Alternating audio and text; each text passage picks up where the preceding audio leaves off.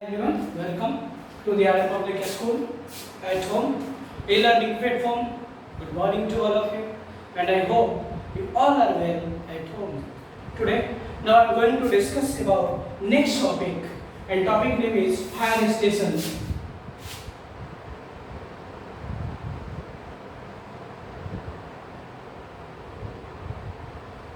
आज जो हम लोग बात करेंगे बच्चों, वो हम लोग बात करेंगे पेज नंबर होगा ये आपका 64, पेज 64। आप लोग अपना पेज 64 निकाल लीजिए। और इस चैप्टर नेम जो होगा आपका लेसन 13 ये चैप्टर होगा, ठीक है।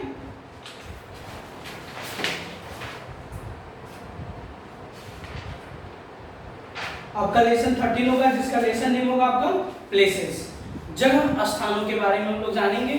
हम लोग बहुत सारे प्लेसेस के बारे में ऑलरेडी पढ़ चुका है। आज हम लोग पढ़ेंगे फायर स्टेशन, ठीक है। मैं रीडिंग करा रहा हूँ, ध्यानपूर्वक इस चीज को, इस टॉपिक्स को रीड कीजिए, लो समझिए लो। चलिए मेरे साथ कीजिएगा लो। फायर स्टेशन बच्चों, पहले तो जानो फायर स्टेशन होता है क्या, फायर मीन्स होता है क्या। तो फायर मीन्स होता है बच्चों आग। फायर मीन्स क्या होता है, आग।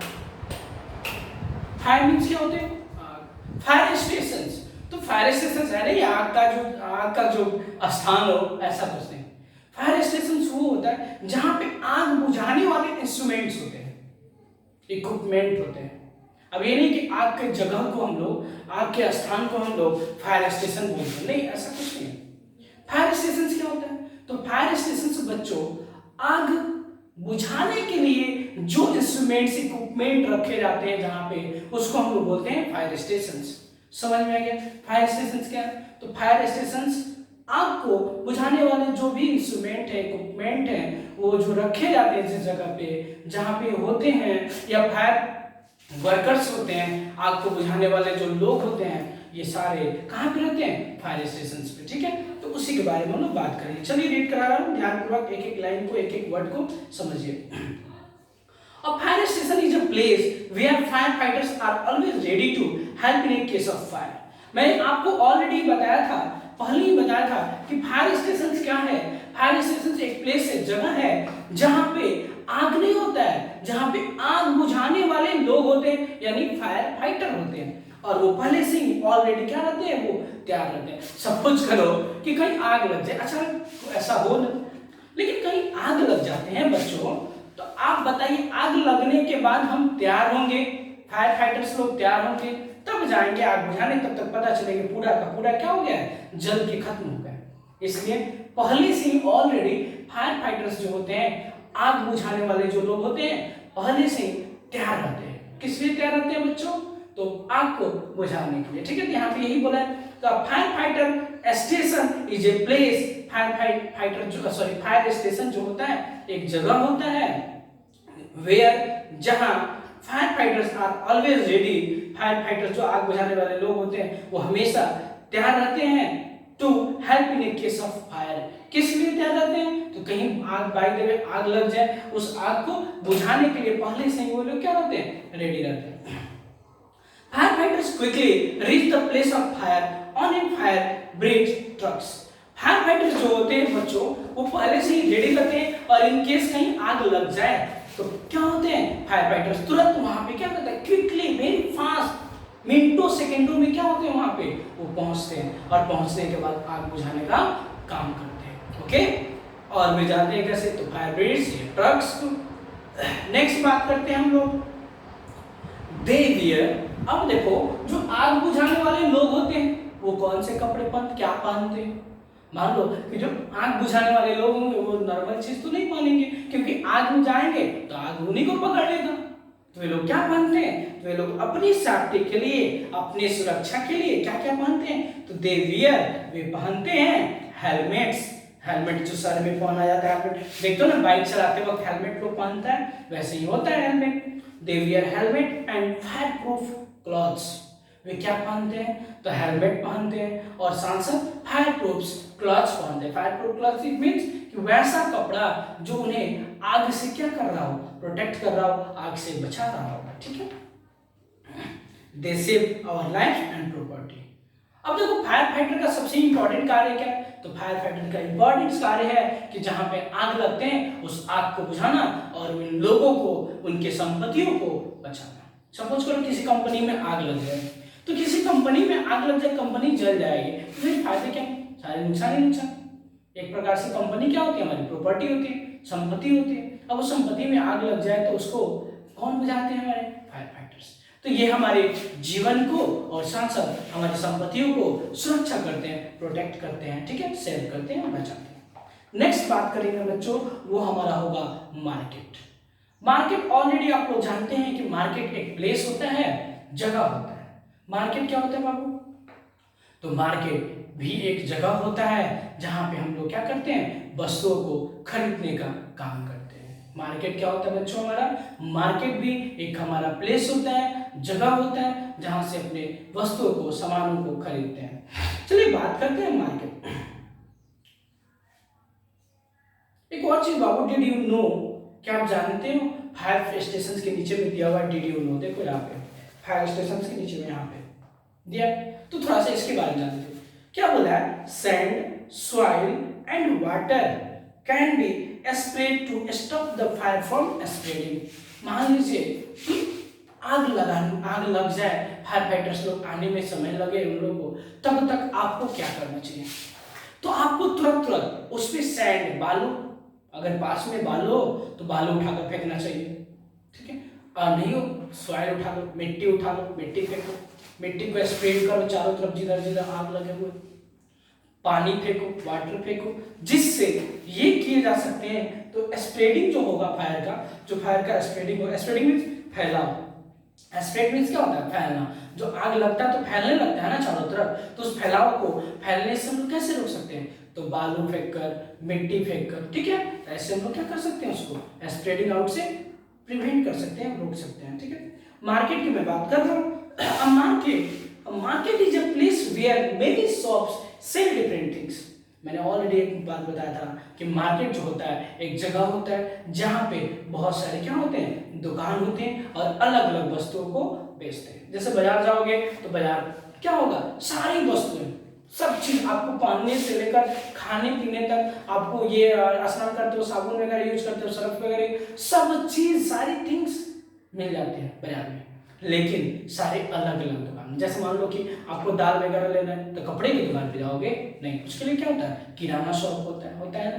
तो सबके लिए अलग अलग बाजार होते हैं, जिसे हम क्या कहते हैं, एक जगह होता है जहाँ पे ये सब होता है, उसको हम लोग बाजार कहते हैं। Today there are also special markets.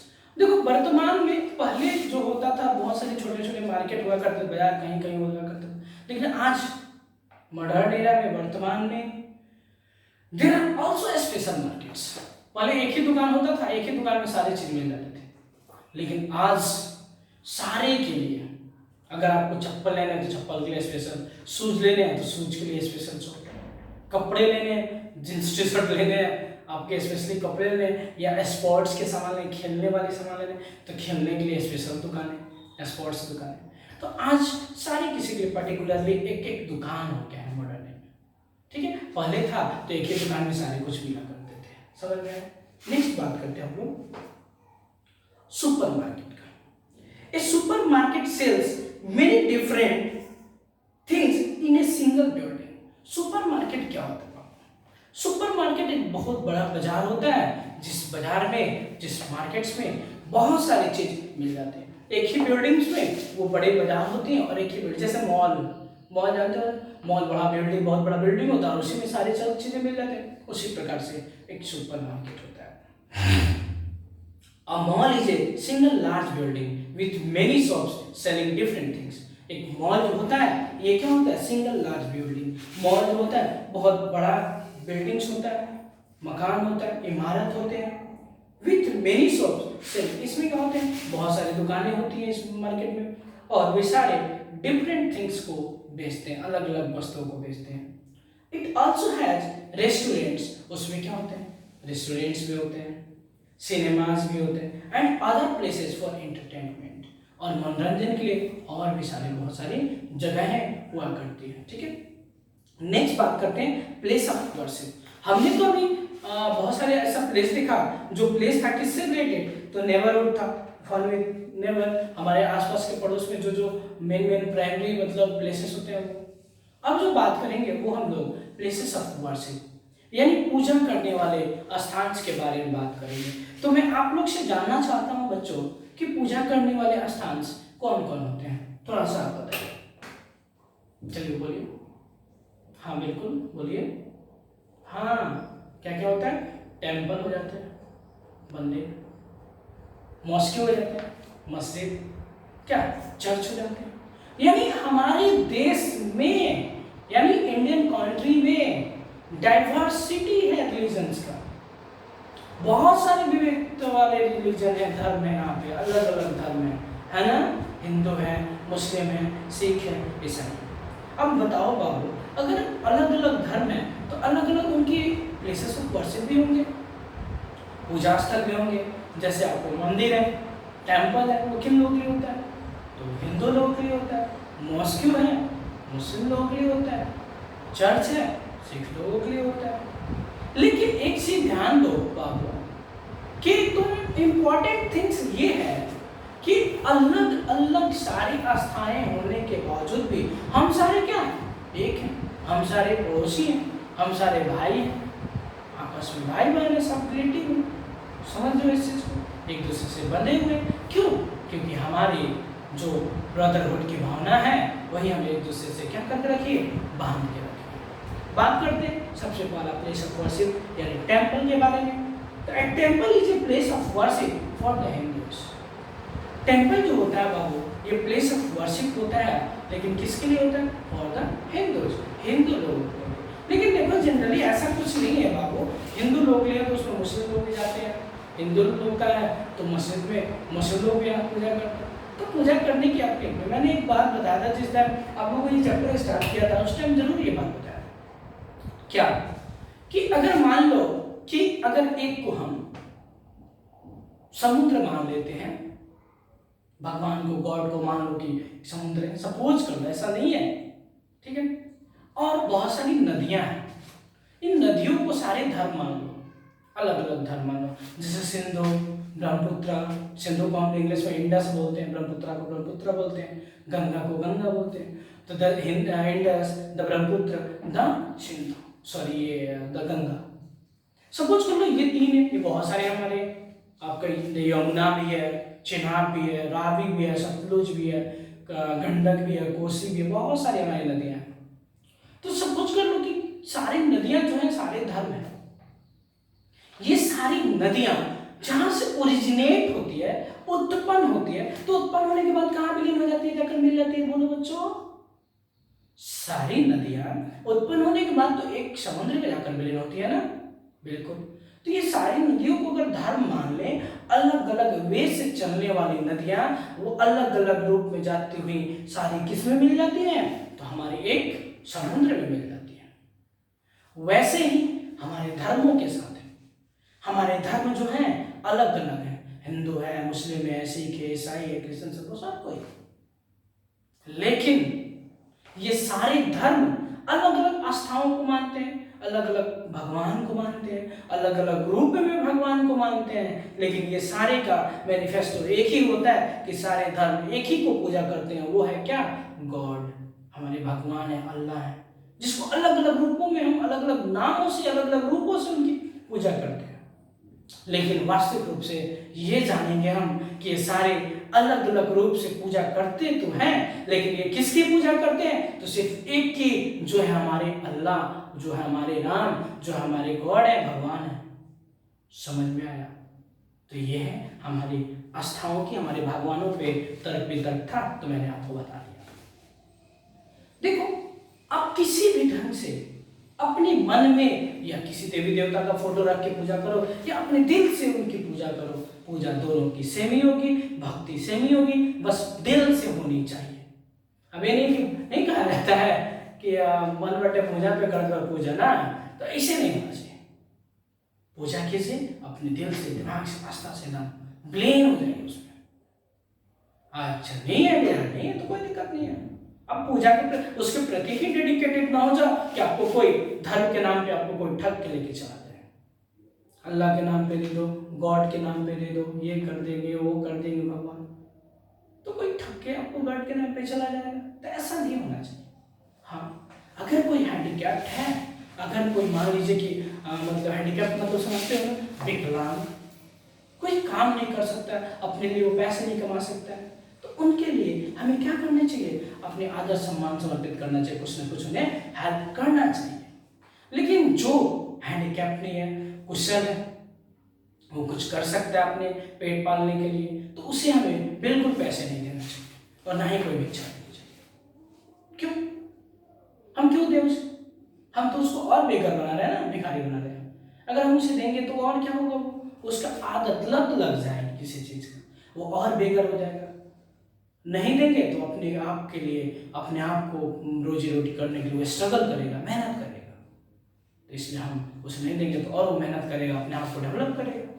तो ये सारी बातें कुछ रिलेशन की थी, मैंने साथ साथ ये भी चीज बता दी, गॉड्स के भी बारे में बता दिया कि हम लोग अलग अलग धर्मों के साथ पूजा करते तो हैं, लेकिन एक ही की पूजा करते हैं, वो जो मेरा है कौन, और भगवान है। ओके, तो इसके बारे में बात करते हैं।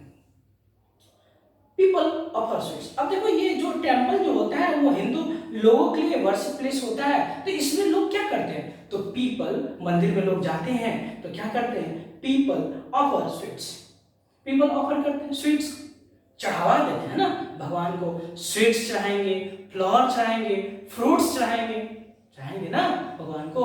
हिंदू लोगों के लिए मंदिर होता है उनका वर्शिप प्लेस, पूजा करने का स्थान होता है, जहाँ पे वे लोग भगवान को, गॉड को, अल्लाह को क्या चढ़ाते हैं, स्वीट्स चढ़ाते हैं, मिठाइयाँ चढ़ाते हैं, फूल चढ़ाते हैं, फ्रूट्स चढ़ाते हैं, फल चढ़ाते हैं, तो गॉड किसे, अपने भगवान को। The Gita is the holy book of the Hindus.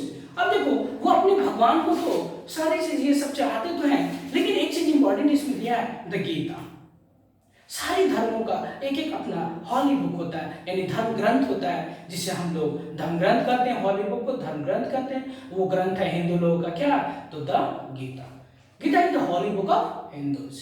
जो गीता है बाबू, वो क्या है, धर्म ग्रंथ बुक है, किनका, हिंदू लोगों का। किनका, हिंदू लोगों का। हिंदू लोगों का कौन धर्म ग्रंथ बुक है बाबू, द गीता। ठीक, नेक्स्ट डे हम बात करेंगे गुरु ग्रंथ के बारे में, ठीक है, गुरुद्वारा के बारे में, फिर से आपको मॉस्क्यू के बारे में, चर्च के बारे में, फिर प्रेस्ट ऑफ वर्ड्स, ठीक है। नेक्स्ट देखेंगे हम लोग गुरुद्वारा, और देखेंगे मॉस्क्यू, और देखेंगे चर्च, और इसके बाद हम लोग देखेंगे उनमें कौन कौन से लोग पूजा कराते हैं, ठीक है। हैव अ नाइस डे बच्चों, बहुत बहुत धन्यवाद। फिर हम लोग नेक्स्ट मिलेंगे, अगले डे होगा मेरा डे 42। अगर किन्हीं बच्चों को कहीं पे अगर कुछ प्रॉब्लम्स हो रही है, समझ नहीं आ रहे, तो आप कोर्स मेरे नंबर पे कॉल करके उस पॉइंट्स को समझ सकते हैं। बहुत बहुत धन्यवाद। Have a nice day.